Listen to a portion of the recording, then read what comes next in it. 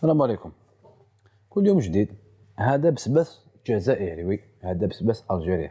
الحمد لله الناس هنا في هذه البلاد تخدم، ماشي غير لامبورطاسيون. هضرنا ديكنا على البصل على الثوم، دوكا تانيت الناس تخدم الحمد لله. هذا بسباس الجيري.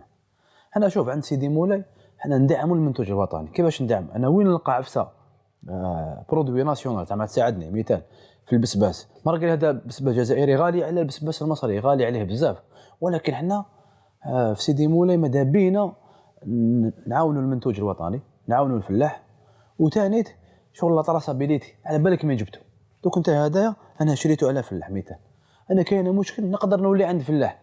اين هو المشكل؟ نشوفوا كيفاش الحل. صح.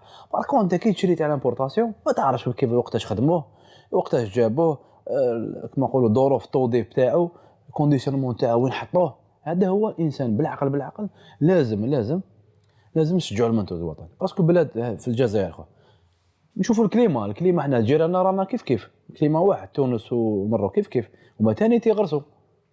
احنا تاني لازم ندعموا الفلاح الجزائري باش يغرس كاع التوابل اللي جايين في الكليما تاعنا. مثال فهمتي؟ دوك نوري لكم دوطر ايبيس اللي تاني هما جايين في الكليما تاعنا. هذا شوف ريحه طوب ريحه طوب.